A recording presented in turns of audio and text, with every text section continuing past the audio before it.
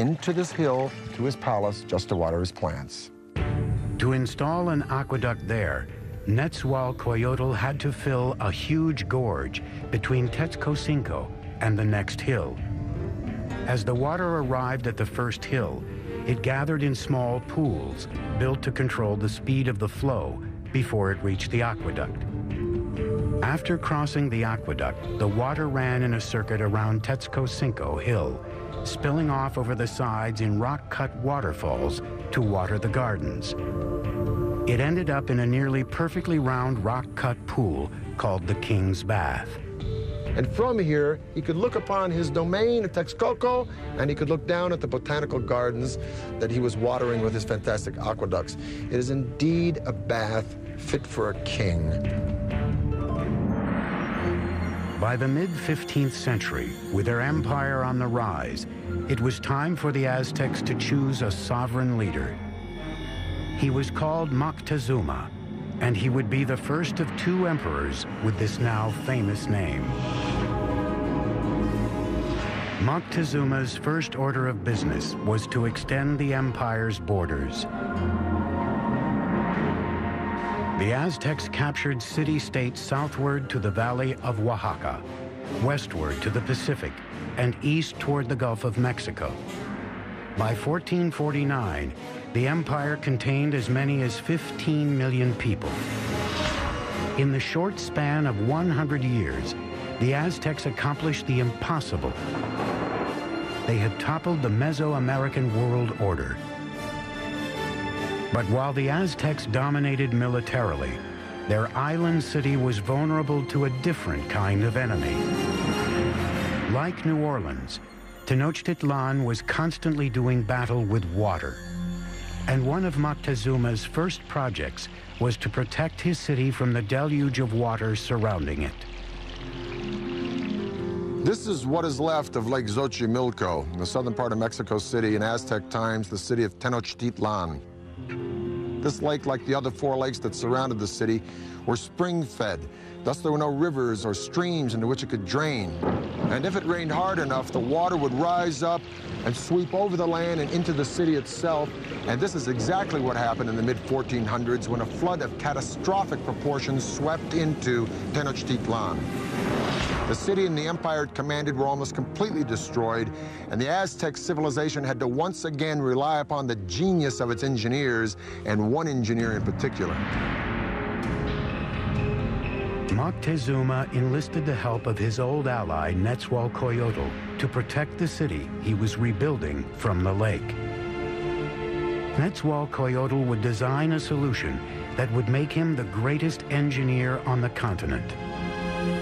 His plan was to create a safe zone around the city with a huge dike that would protect Tenochtitlan and its inhabitants. It was designed to be larger than any earthwork anywhere in the Americas at the time, running for 10 miles just east of the city from the southern edge of the lake across to the north. The walls were a wickerwork construction made of sticks, reeds, stone, and earth.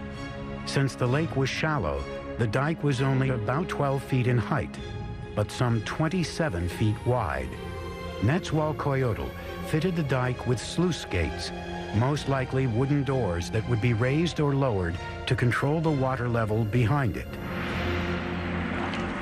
The dike also served another purpose. It protected their water supply.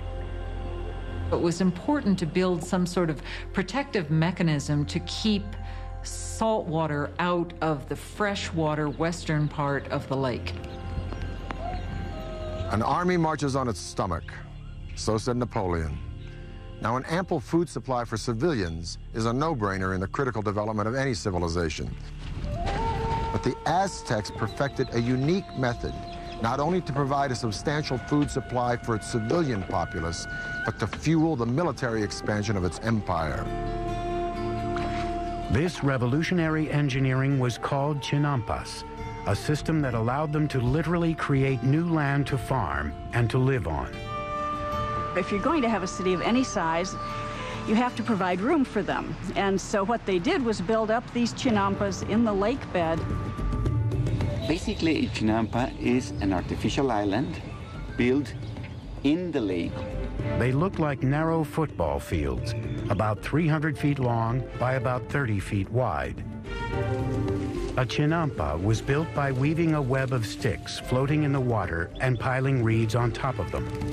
Mud was then scraped from the lake bottom and piled atop the reeds to form the chinampa.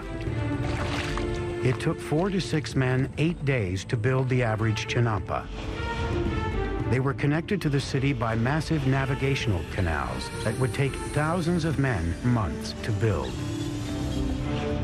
A chinampa like this one could produce up to 7 crops a year, whereas a farm on the mainland could yield 1, maybe 2, maybe 3 at the most.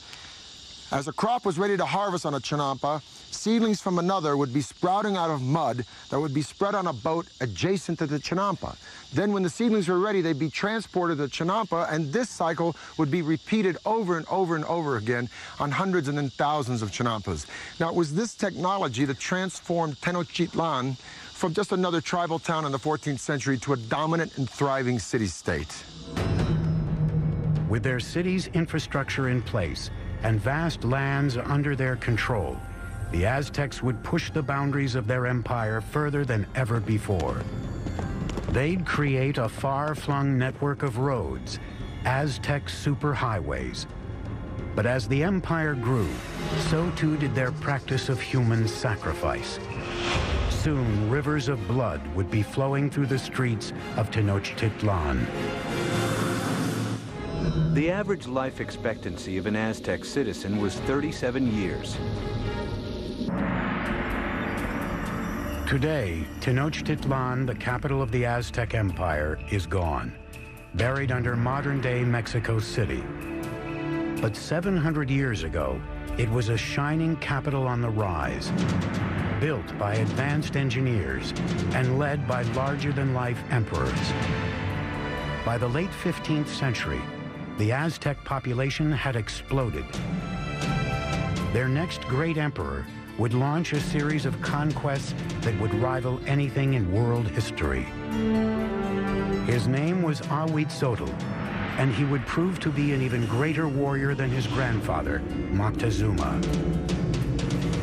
By 1502, Ahuitzotl had conquered territory from Mexico's Pacific coast and pushed the empire as far south as Guatemala. His reign was kind of like a golden age. He was a king that opened up transport routes to the coastal areas and to lowland areas where the Aztecs got their greatest luxuries, these shimmering tropical feathers, the gold, the precious stones that the nobles and rulers wore as symbols of their station in life.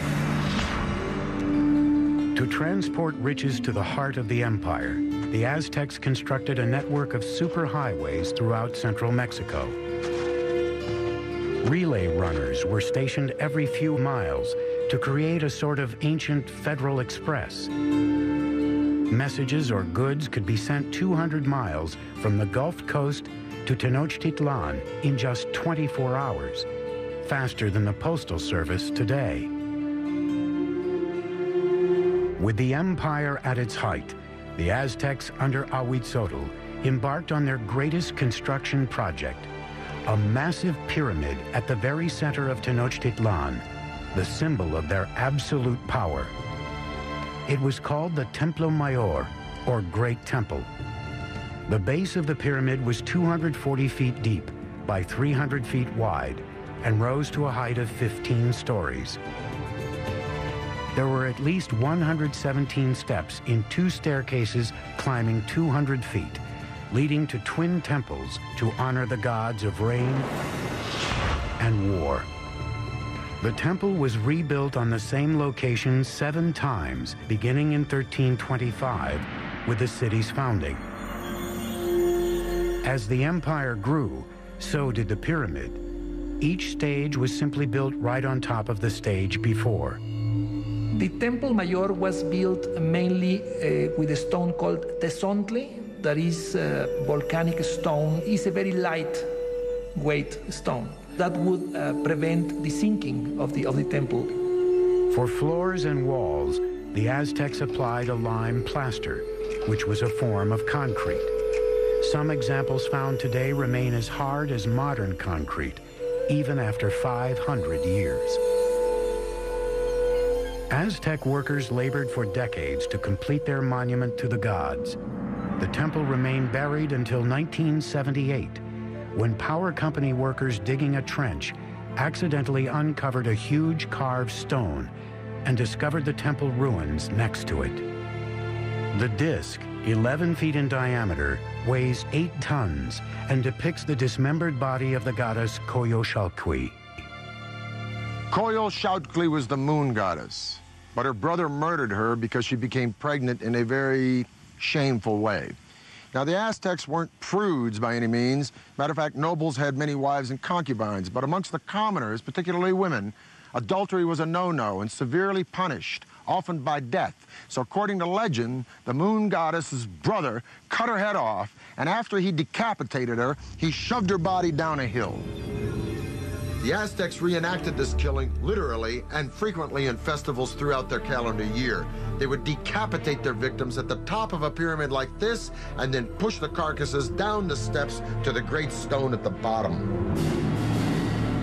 For the Romans, their most precious treasure was gold. For the Egyptians, it was the afterlife. For the Aztecs, it was human blood. They felt a sense of reciprocity with the gods. So they needed to give a thanksgiving to the gods, giving the most precious thing they had, that was human blood. The Aztecs called it precious water, and they believed that if the gods didn't receive it in massive quantities, the world would end in apocalypse. It was common practice to adorn the walls of the insides of the temples with fresh human blood. And the smell must have been appalling. To dedicate his expansion of the Great Temple, Emperor Ahuitzotl held a mass sacrifice. The heads of victims were displayed prominently on skull racks around the temple. According to some chronicles, they say that there were sacrificed 20,000 people. From a practical point of view and from a scientific point of view, it sounds impossible. So I think that the chronicle that is written by Spanish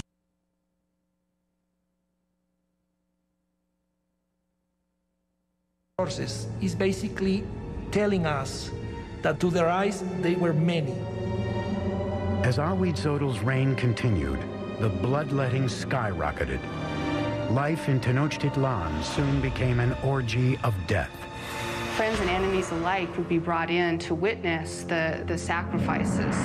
It's always ritual. Sacrifice is always a ritual event, but it was also a political statement, and it was a form of intimidation. By the time of Ahuitzotl's death, the Aztecs had institutionalized sacrificial killing and turned killing on the battlefield into an art form. They were the America's fiercest fighters, an elite cadre of whom would have a spectacular new mountainside temple dedicated to them. But even they were not prepared for the war of the worlds that was about to descend upon them. Aztecs used obsidian to craft their blades, a volcanic stone so sharp it's utilized in modern-day eye surgery. 1502. Ahuitzotl, Emperor of the Aztecs, is dead. Moctezuma II, a 34-year-old former priest, comes to power.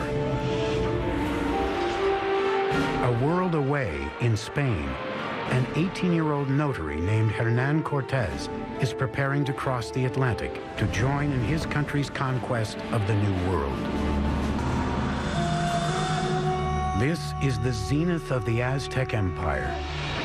It now covers at least 80,000 square miles, reaching out from Tenochtitlan to both coasts and as far south as Guatemala. Some 25 million people are subject to Aztec rule. 38 provinces containing innumerable city-states are paying them heavy tribute, making the emperor and nobles fabulously rich. The city spread out, glittering against its canals and its lake, bedecked with fine trees and beautiful mansions. and Moctezuma II presided over it all. He was known for his statesmanship and military skills. A tough leader, he slaughtered the population of towns that wouldn't bend to his rule.